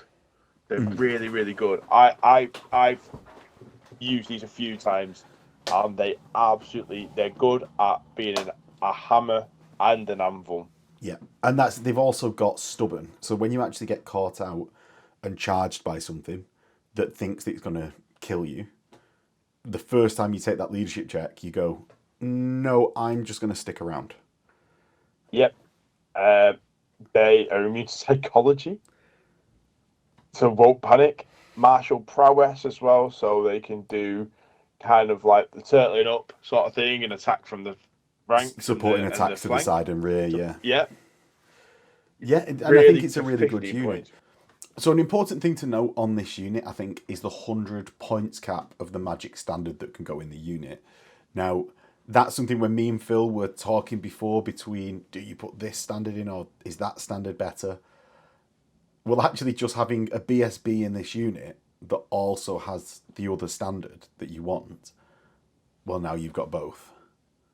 I think so. It's really good to have these. If you really want to go a Death Star unit, you're fighting in 2 ranks in any direction. Yeah. As well as having stubborn and the 2 banners that you want. Yeah. Crazy unit. I've been putting the banner of Harganath in this. Yep. So their Dread Hellbirds are -2 AP. Yes. Yeah. Which I found to be really good in this unit. And that's when it becomes a hammer and an anvil unit, really. Yeah, it's crazy good. Considering they're like 3 points more expensive than Knights of the Realm on foot, you're getting a lot extra compared to that. Oh, yeah, you get a lot of bang for your buck. Yeah. So, speaking of Harganath, we've got the Harganath Executioners. At 15 points a model, weapon skill 5, initiative 5, strength 4 with Harganath Greatswords, which means they're strength 6 in combat at AP -1. However, they've got Cleaving Blow, so any 6s will just ignore armor and regens. Murderous, but that only applies to their hand weapons, right? It does, yeah. Murderous on that. Veteran and Close Order. So they're actually initiative 6 because of Elven Reflexes. How have you found these stack up, Phil? Because really the comparison point for 15 points versus the 15 points of the Blackguard, how have you found they stack up? So, I like the unit. I think the unit's really good. But I always kind of lean to Blackguard because they've got drilled as well, but their drilled is 2 points. Blackguard is 1. Yeah. So, which is crazy. The Blackguard just end up being cheaper. Yeah. And I think with Harganath Executioners, they're very much like a Swordmaster in High Elves, so if you're liking them to that. But they have only got a heavy armor and don't have a ward like Swordmasters, so they tend to die to light arms fire much easily, which a lot of people have. Their greatsword is great. I mean, their strength 6, only -1 AP. So again, this is another one where that Harganath banner would be looking at going. If I was saying, I'd take these or Blackguard. I wouldn't be taking both because it just gets too expensive in a list. You mean? Too expensive in a list. Also, I think they could do a similar sort of job, but I think having great weapons that strike at initiative 6 is really quite good. So that's where I would go with these. Right. So then on to maybe a good comparison for the Corsairs. We get the Dark Elf Shades, and these are 15 points a model again. You've got weapon skill, ballistic skill 5, strength toughness 3, 1 wound, 1 attack, leadership 8. But you've got Elven Reflexes, so obviously your initiative 6, move through cover, scouts, and skirmishers. Now you can take for +2 points a model great weapons, which seems like a very odd choice for me, just throwing these with great weapons. Go on. Yeah, I did. No, I agree with you. I just don't know why. You missed off evasive, by the way. So what does evasive do? When you go and shoot to them I was letting you say something, Phil. in the shooting phase, when you go to shoot them, you can just move away from where they're being shot. But then the unit still has to keep on declaring that shot at them. So if it goes out of range, that's it. They can't shoot him anymore. Or it could go, I'm in short range. Now I'm in long range. So it's really good rule. Really like it for that. Really like this unit for that as well. Yeah, now they've got the chariot runners rule for +1 points. It seems like an expensive unit to have as chariot runners. Like, do you know, Yeah. you sort of want Yeah. a screening unit for chariot runners, and for 15 points, they're too expensive, I would say, to be a screening unit. What I would say, I like from talking to you a few times, ambushers with a small unit to go war machine hunting, or even just using their scout special rule, is as good as anything I've seen. I think this unit gets a lot of buffs, but they all overlap. Do I want ambushes? I've got scouts. Probably not. Don't need it, yeah. Don't need it. Chariot runners, the 16-pointer model, bit too expensive. Veteran, I'm not really bothered about them rerolling leadership because they're always skirmishing. So you're not planning on taking as many casualties from shooting? Exactly. Well, not from shooting. I don't need to roll for them to march because they can always march to skirmishes. Mm. So this makes me sound like I really hate this unit. I don't. I love it. I think it's brilliant. I just think it's bare bones. Just take it bare bones. Get them to go war machine hunting. Yeah. 15 around the back of a forest, and then moving through You reckon that. 15 of them? Yeah, massive unit. I think a massive unit of this. Really? See, I reckon that's going to get too much attention. And if that unit over there gets that much attention, then my blackguard that have drilled have now just got themselves into middle of the table turn 1. Yeah, fair. The great weapons, I know I wasn't key. I was like, oh, great weapons. If you're playing dwarves regularly, or lizardman, or beastman, take the great weapon. What? Because when you charge, your initiative is still going to be higher. So your initiative is probably still. Your initiative will probably be the same. You'll be initiative 4 against dwarves. You'll be higher, but it's also being able to wound. So you'll be wounded on 3s with -2 AP. So yeah, fair. Like, I can't argue with that. This is to me a war machine hunting unit, though. It is. That's its only job. Block hunting unit. Yeah, it's its only job. So we're on to Daughters of Cain. So next we've got the comparison of the two Daughters of Cain. We've got the Witch Elves versus the Sisters of Slaughter. The Witch Elves, you can take 0 to 1 as a core choice if you've got a Death Hag running about. And at first look, I think it looks like the Sisters of Slaughter, the obvious way to go. It's not often that you get 2 attacks on a unit. It's like Chosen Chaos Warriors that get 2 attacks. Yep. Grail Knights. But as we work our way through it, it might become a bit more obvious. So you've got Weapon Skill 4 on the Witch Elf versus 5 on the Sister of Slaughter. Mm-hmm. You both Strength 3, Toughness 3. Initiative 5 versus 6 on the Sister of Slaughter. And Leadership 8 versus 9 on the Sister of Slaughter. Now that's for 11 points for the Witch Elf and 17 for the Sister of Slaughter. The Witch Elves get 2 hand weapons. The Sister of Slaughter get -1 AP and can fight in 2 ranks. So the Witch Elves are actually getting 2 attacks with their additional hand weapon all the time. The Sister of Slaughter are getting 2 attacks on the charge and 3 when charged or in ongoing combat. And then we get to the special rules. So Witch Elves have Close Order, so that's a +1 to their combat res, as well as Horde, so they can go in 3 ranks, so get a static combat res of 4.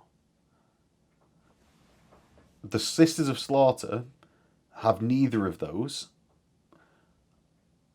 and have Impetuous. And this is where it contrasts with the Witch Elves. The Witch Elves have Frenzy, So we'll be getting +1 attack all the time until they lose a combat.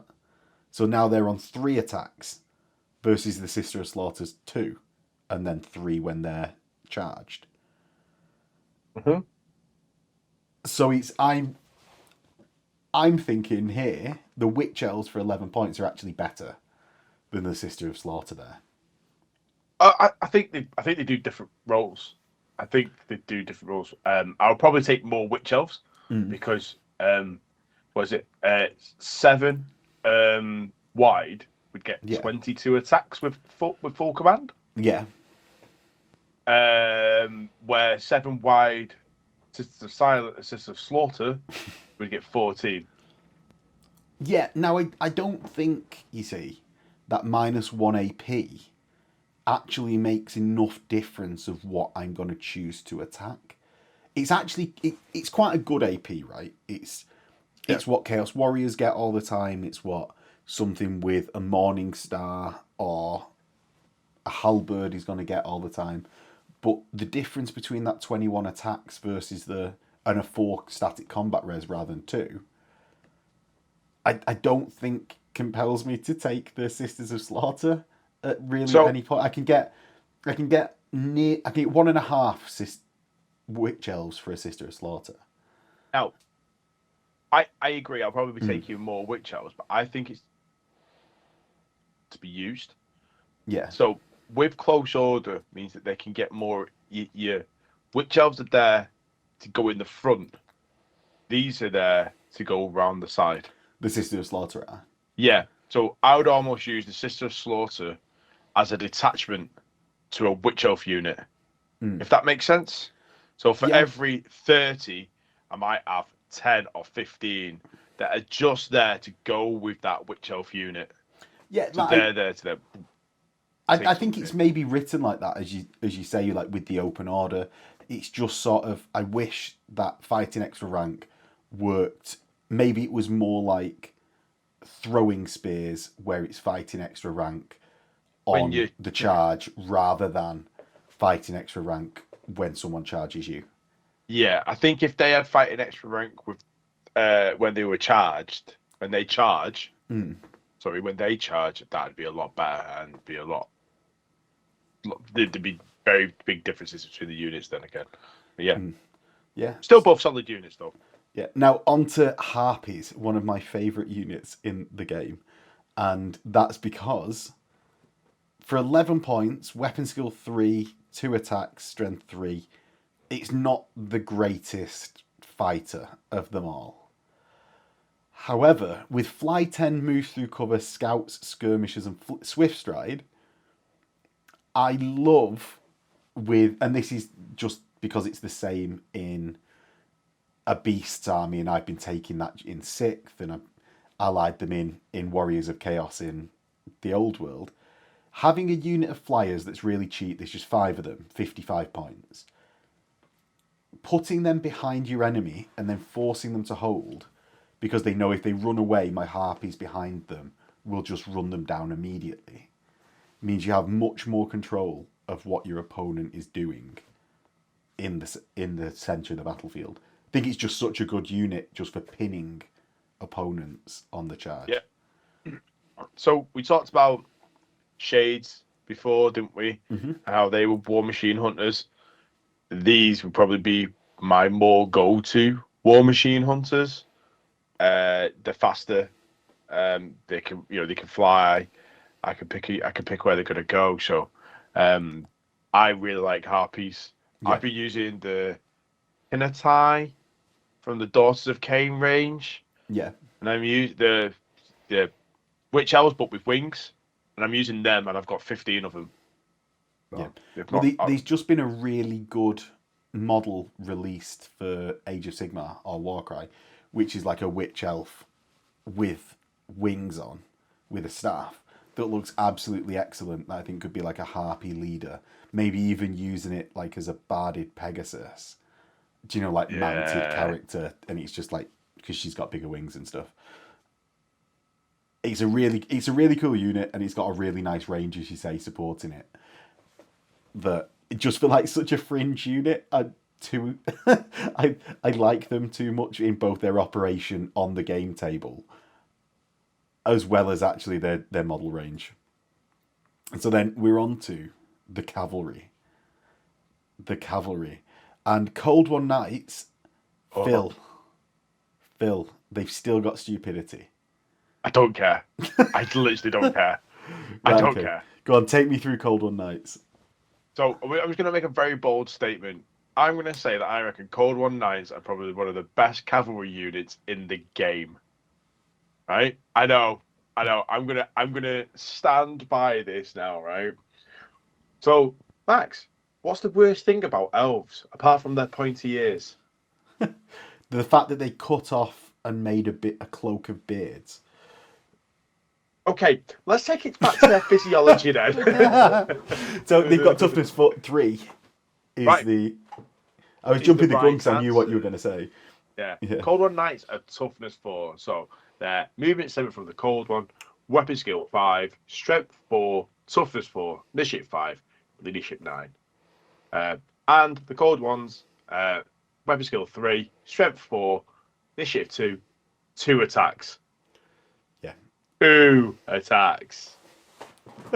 Yeah. Yeah, he's undeniable, I think, is what it is. Phil. Now, you come with lances, hand weapons, heavy armor, and shields. You can upgrade them to have full plate. So Definite, right. Yep. So I think they're one of the few heavy cavalry that gets a 2-up in the game. Mm-hmm. Because cold ones have armored hide, which is basically barding. You can, take a magic standard of 50 points, 50 points of magical weapons or items on the Dread Knight. Now, rules: armor bane on the cold one, got 2 attacks, pretty spicy. Close order, It is a spicy elven one to love. reflexes, fear, first charge, hatred high elves, stupidity, swift stride. Yeah. Basic heavy infantry knight rules. But Heavy these infantry are knight. Yeah. heavy cavalry. Heavy cavalry. So, but Cold War Knights are amazing. They're really good. Yeah, really they've really brought them up this edition from how I remember, or how I felt they were in previous editions. Yeah. Like they are really scary. They've seen off, at least not the Chosen Knights, but I think they've seen off the normal Chaos Knights. I don't think I don't think our armies have collided with the Chosen Chaos No, Knights they yet. haven't because I haven't got enough painted yet. I'm close, but not quite there. And just to give an instance of a game, my Cold War Knights charged into a unit of High Elf Spearmen. Mm. They fell back in good order. My Cold War Knights charged again. Dragon Prince's flank charged them, and the Cold War Knights beat all of them and then chased down the Dragon Princes and wiped them out. And the Spearmen fled off. They're really that good. Well, this is because you've got 3 attacks even when charged in the side, and they're fairly decent attacks. You 2-up save actually, because even lances are only at -2. It's not that hard to see you actually passing your saves when it's just like 5 lance dudes. Yeah. So it's not out of the realms of possibility that these can hold their own being such heavy cavalry. Also, because their toughness 4, most cavalry that's got lances wounds them on 3s and not on 2s. You see, I forget this because my Chaos Knights. Yeah, your Chaos Knights is strength 6. But most cavalry, heavy cavalry in other armies is strength 3. So with that, they would be only wounding them on 3s, which makes a massive difference. Yeah, agreed. Is very good.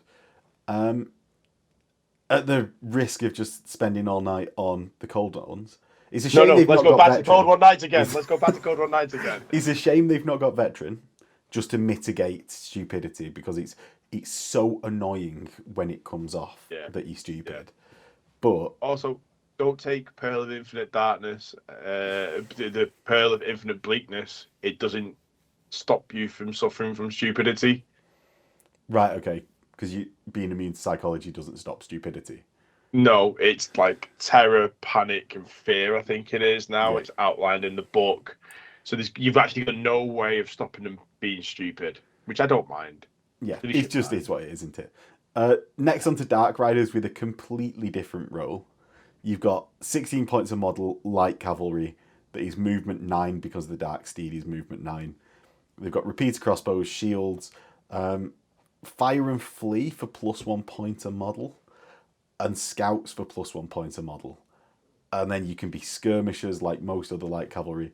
And these were a terror in previous editions of the game. An absolute terror. What is your thoughts on them? I'm useless with them. So it's player issue, is it? Rather player skill. Error, user error. These should be really, really good. They can do everything averagely, and I think that's Averagely, they can do everything averagely. Yeah, but I think that's okay. I think they're that's really all right. fast as well as that. Do you know, like Yeah, they can? so- They're not great in combat and they're not great at shooting, but they're so fast. Yeah. I mean, I've used these like a few times. I've used them skirmishing, and found out very quickly that they don't get the -1 to shoot at them because they're a unit strength 2 model. Hold up a sec. So what I've just looked up there is mounted yeomen are 3 points less expensive than a Dark Rider. Now yeomen do come with bows, but no shields. But still, like, for a total of 19 points a model, so 6 points more than a mounted yeoman unit, I think these are brilliant, and they can be so annoying with the scout. So I've used them with scout and I wasn't very good with them. I've got to be honest. Like, they died really quickly. Fire and flee, I think, is probably better if you're looking at one of these special used USRs to take with them. They're so fast. I don't think you need scout. I just don't think you need it because the 9 inches off the bat straight away, and they've got repeater crossbows which are a 24-inch range. So I don't actually think you need scout. I don't think you need it, but I think for like say 5 points or 6 points a unit, like just being that much further forward to your enemy, and then if they open their line on first turn at all, you're through that gap, I think is a good shout. Yeah. If you're not playing conservatively with them and you're using their speed to protect them rather than like hanging around waiting for a gap. If you just like bam off like a shot. This is where I still need to use these quite a lot. They're always in every list, and they always die first. Well, I think one of the problems that you run into, Phil, is that you play a lot versus my Warriors of Chaos Marauder Cav army. And my Marauder Cav army, although they're slightly slower than these, the entire army's fast cav. So other fast cav doesn't have much success against it because I've just got so much fast cav. Yeah, true. Again, still like them though. I'd only ever take a musician with them though. That's the only thing I'd say. Well, you don't want to give away the extra victory points for the standard bearer. No, and an extra attack with the Herald is pointless, really. Well, it's sometimes I find comes in useful, but it's not enough. It was a long time before I started putting champions in my Marauder Cav units, and because you'll mostly just be able to break war machines and stuff like that you're going into anyway. Yeah. So, do you know, it almost doesn't matter. It was only because my Marauder Cav were just so useless they needed something. So next we're on to Doomfire Warlocks, and I remember this is that you said there was having an extra spell was really useful. Yeah. So at 22 points a model and at movement 9. Pricey. Yeah. Why should I care? So these are a casting cavalry unit. These are like the male warlocks that in Dark Elf lore, sorcerers become really powerful and males are usually killed. But these have like survived and now they ride around on dark steeds casting spells. Okay. Sounds proper cool. But you only get one spell. Okay. Oh, so they've actually got just like spell laws. Oh yeah, demonology, dark magic and demonology. And exactly. So they could take dark magic or demonology. Yeah. So you only get to roll for one spell. if you take the Tome of Furion on them, it gives them an additional spell. Right, If you take it on the champion, so they can get 2 spells. So they could be either mobile missile, magic missile battery unit, and if you can take like demonology, I'm thinking of demonic vigor. I think it is for an extra initiative, attacks, and movement. No, or is the other one, initiative, attacks, movement. The one where it's strength, toughness, -1 AP. Yes. Yeah. That demonology spell. Yeah, it is. That's why demonology is the best. It's just got so many really good ones. These then actually become quite a nasty unit. Spicy meatball. To charge into. 5 up ward against anything that isn't magical. So be careful against those nasty, horrible high elves because they'll eat through them. You cast everything with a bound. If you've got a unit strength of 10 or more, which is just 5 people, you cast everything with power level of 2. Not less than 9 and 9. Sorry, unit strength 9 or less. It's power level 1. Otherwise, the unit may cast this bound spell with a power level of 0, which I don't really get that.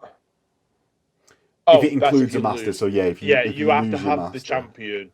You have to have the champion, the master, all the time. So don't play another Dark Elf army where they assassinate this unit champion. Yeah. No. Now then. Yeah, it's a fairly good fast cav unit, right? Yep. It's only 3 points more than a combat Dark Rider unit. So you're just doing some more stuff, right?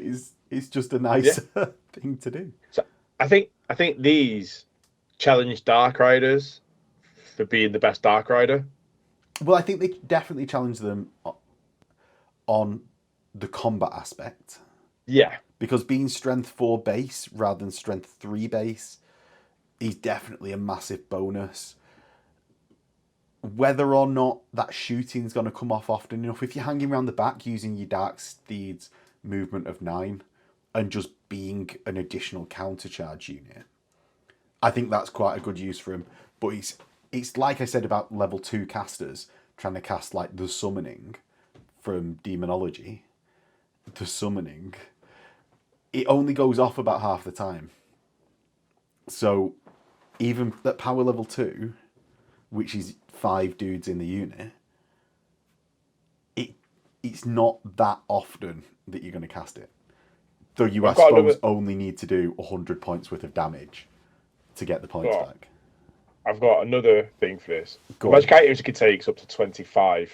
Yeah. Tome of Furion is 15. Focus Familiar is 10. They're both arcane items, but because the Focus Familiar is a common arcane item, it can be taken with other arcane items. So you've actually got something where you can shoot that magic missile around corners and things like that as well. Yeah, do you know what?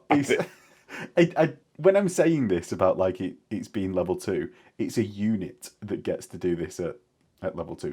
It's not a character, it's a unit, which is just a really cool addition to the list. If nothing else, it's a strength 4, weapon skill 4 unit in Elves that's light cav. So they basically got cavalry spears just all the time. Yeah. And just running about doing stuff with your poisoned attacks. Like, solid. Love them. Yeah. Then we go on to the Cauldron of Blood, which we've already done. Now, Scourge Runner chariots and Cold One chariots. The Scourge Runner is a light chariot. The Cold One is a heavy chariot. And it's 2 very different roles, I would say, having seen Phil play these. So the Scourge Runner is the one that we were referring to with the Beastmasters, 85 points, and that comes with a Ravager Harpoon. So go on, Phil. He's been dying for this. I'm not going to read through all this because he's been dying for this the entire time. 24-inch, strength 6, -3 AP, D3 wounds, bolt thrower. It doesn't have through and through. Boo. Doesn't have multiple shots. Boo. But it's on something that moves 9 inches and gives whoever's on the back a 360-degree firing arc. Yeah. Wow. It is amazing. Yeah, so you shouldn't have to reposition this any more than like once across the game. No. But when you do, it's going 18 inches.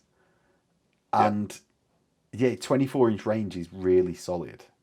Yeah. Like I know it's ponderous for that -2 and you can't stand and shoot, but just nailing things with your multiple wounds. Exactly. So, like, first turn, you're probably going to be. You put this right at the front of your deployment so you can get a shot off with it straight away. Mm. And then after that, if something comes too close to it, you just move 9 inches into the opposite direction. Unless it's cavalry, it's not going to catch it. Yeah. It's just not going to catch it because it moves too quick. You should never need to march move with this because it moves 9 inches. It's always going to get away from something. Yeah. So it's always shooting all the time. Really good. Love it. It's also got 4-up save against shooting. Which is solid for a light chariot. Yeah. It's solid. Actually, that's because of the Sea Dragon cloak. So I was looking. He's not. He's got a cloak. 5. He's got. Yeah. You put your high Beastmaster on here. He doesn't replace one of the crew. So now you can have 6 standing shooting repeater crossbows. Mm-hmm.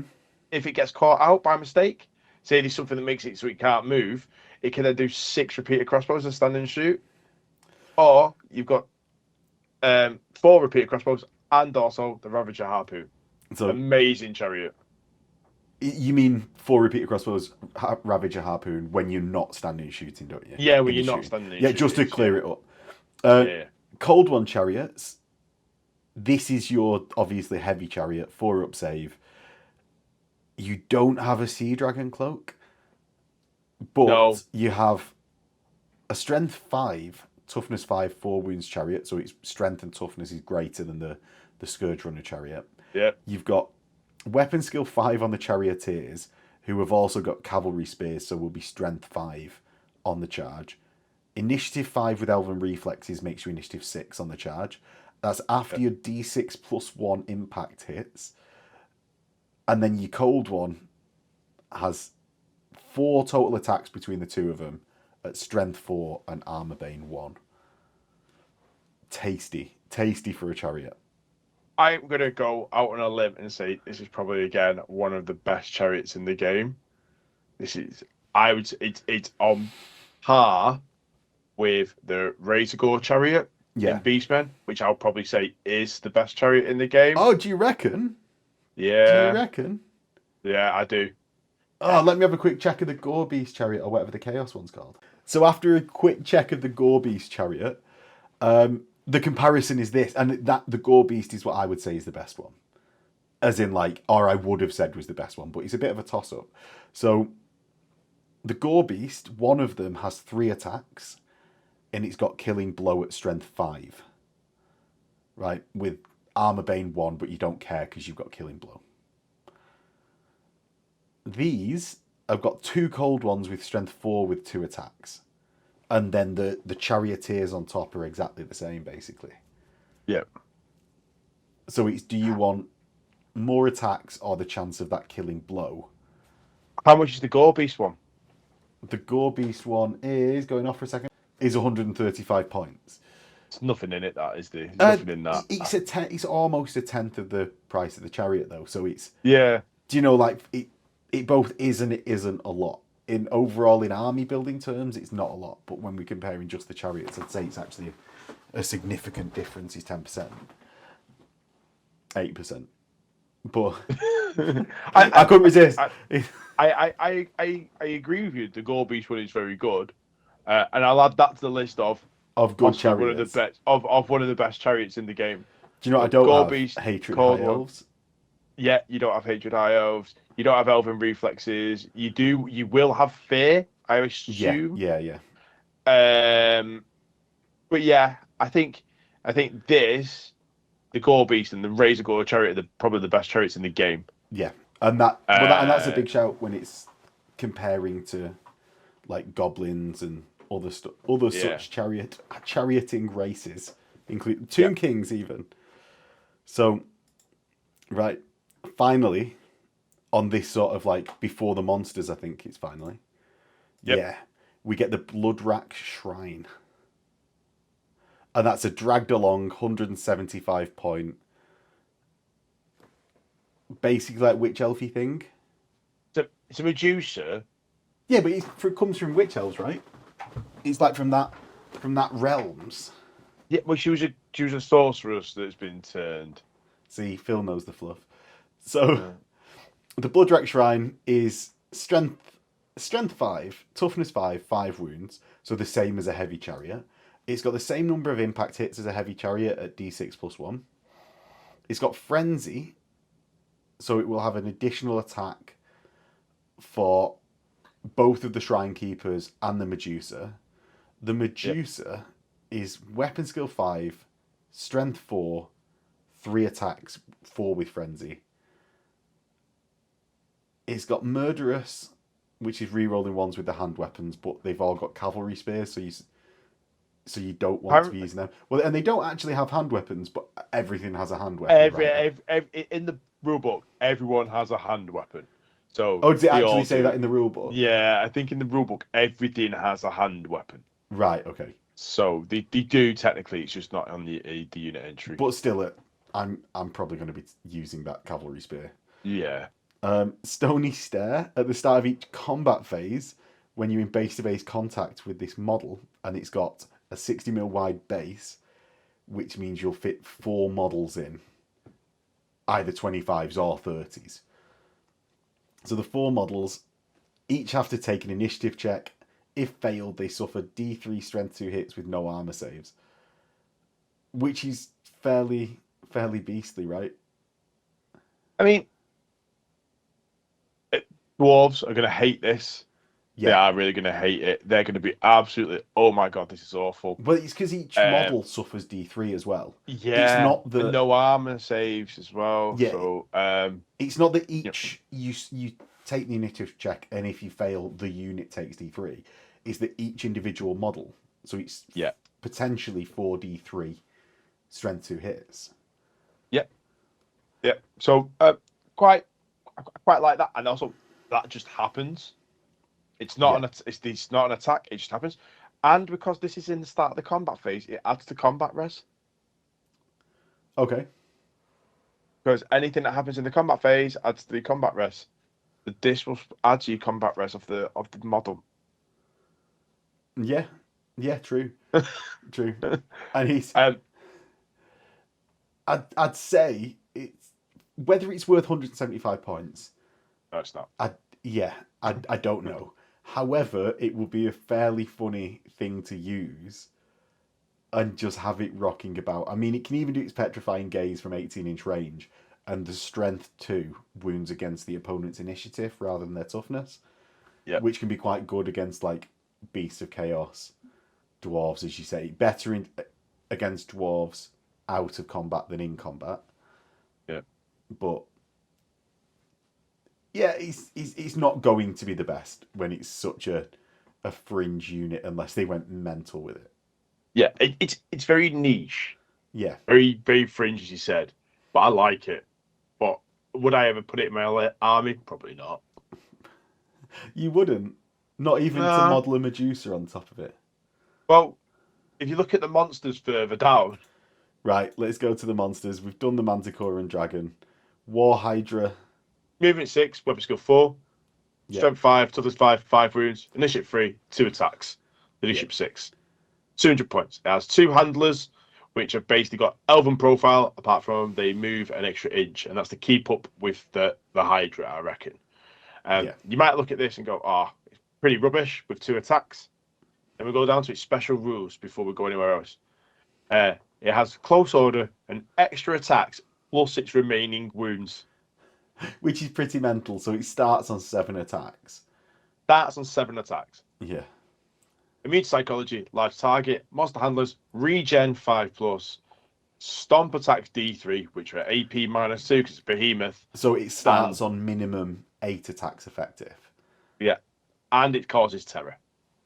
And you're getting plus D3 if you've got a Beastmaster around. Exactly, and that's D3 to its attack profile, by the way, which is really important when we look at its weapons afterwards. So it's got Wicked Claws. Wicked Claws are the same all the way through. Strength user, -2 AP. Yeah. Right. And then you've got Serrated Maws, which is its heads, basically. Yeah. It's like, in combat, this model must make each attack granted by extra attacks plus remaining rules, special rule with this weapon. It's Strength user, AP dash, armor bane 1, multiple wounds 2. So if you're using your Beastmaster to get D3 extra wounds, D3 extra attacks, you're getting that on the Wicked Claws, and then your extra attacks from the wounds your extra 5 go into your attacks. serrated maws. So you actually become quite a well-rounded infantry killer. Yeah, pretty crazy number of attacks. And if you've got, say, ogres that you're facing, or even a giant, it's just going to rip through that thing. Yeah. Yeah. 5 up armor save as well as 5 up regen. I always forget that, but really good. Yeah, 5 up is nothing to sniff at. We've got the Blood Rack Medusa, and is this what you were saying? Like, no, I'm not going to take her. Yeah, this is the Medusa that's on the chariot, but just on foot. Okay. And it's exactly the same. Exactly the same.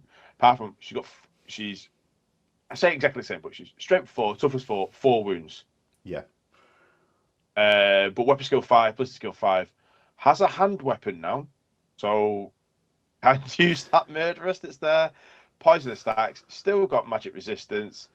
It's just basically the same, but without the chariot. So it's 90 points cheaper. So then you don't have to like have a dragged along chariot that you're paying points for. You can only pay 85 points and you can have the Medusa in the list. But I could take 2 of these for the price of 1 on a chariot. Yeah. And they have a bigger frontage when they charge as well for doing that stony stare. Yeah, because the 40mm frontage will get you 3 people anyway. So if you then get 2 of these Medusas, you're then getting 6 people rather than 4 people. Exactly, yeah. So I would take this. If I was going to take any of them, I would take this one. I quite agree. Yep. just looking at it. Yeah. And finally, so much cheaper. We've got the last 2, the Charybdis and the Bolt Thrower. Now these, we're not going to do a comparison as we've been running through a couple of times, but I suppose the Charybdis is most comparable to the Hydra, right? But it's 195 points at strength 7 now, 5 wounds, 5 attacks, leadership 6 with 2 handlers that are leadership 8. What is massively... But what? Sell me on this, Phil. Because when I'm looking at it here, it's got 5 attacks, and yes, it's got D3 stomps +1, but it's not got as many attacks with multiple wounds too that the Hydra does. So I think this is more consistent in the fact that it can deal with heavy armor, and also it's there to combat things that have got high leadership. So Abyssal Howl, you get -1 modifier to its characteristics if it's within 6 inches of a unit. All its attacks have got -2 AP. And you have to make 1 attack that has -2 AP, armor bane 1, killing blow. So I just think they're both heavy, they're both monsters, they're both there to go and kill things. This is your heavy infantry one, the Hydra is your light infantry one, and just separate them that way. And that's how I would do it. Because this, again, with the high beastmas, this is D3 attacks, it's getting potentially 8 attacks. Yeah. It's still quite good. But yeah, that's the difference, really. Nothing to sniff at. This doesn't have regen, though. So it's a little bit weaker. Oh, on the return. Be careful. Keep it secret. Keep it safe. Yeah, it doesn't have regen. So it'll have a harder time getting into combat, I think. Right, but the Abyssal Howl, while within 6, enemy units suffer -1 leadership. Yep. So that, if you then put a Death Hag nearby... With Warcry... Yeah. It's a -2 to the enemy's leadership, which is then reducing quite far that enemy's leadership. That I'm always in favour of. Yeah. And then finally, Phil, we have the Repeater Bolt Thrower for 80 points. It's got 2 wounds, it's toughness 6 against shooting, and it's got 2 wounds because of 2 crew at ballistic skill 4 for its shots and in combat. Right. Single shot versus multi-shot. Okay.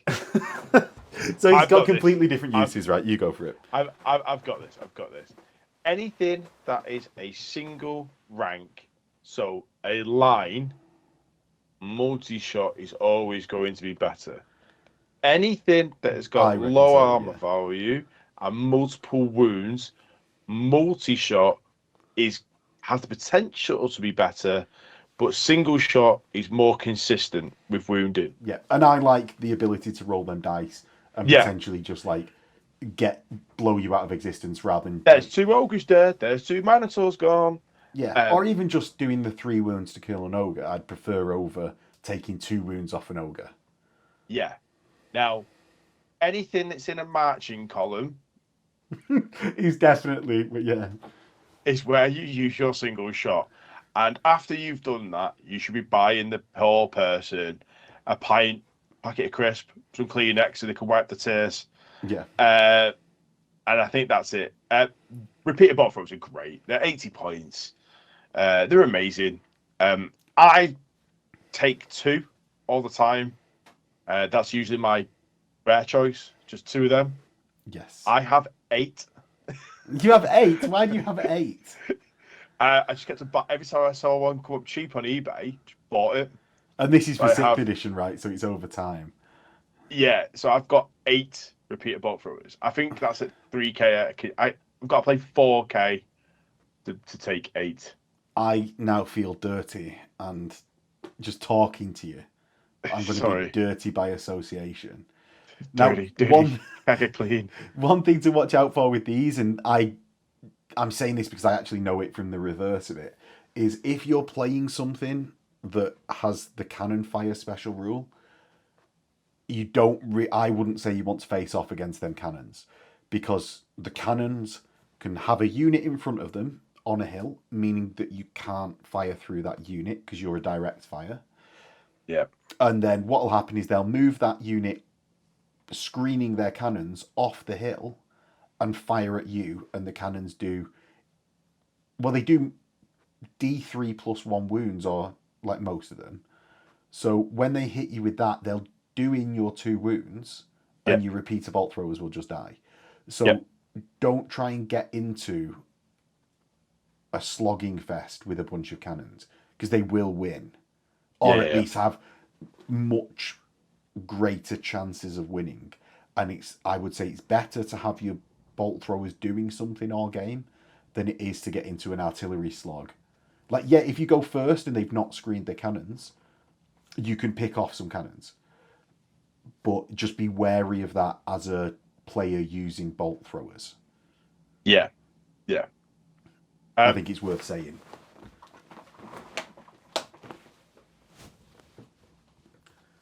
Yeah.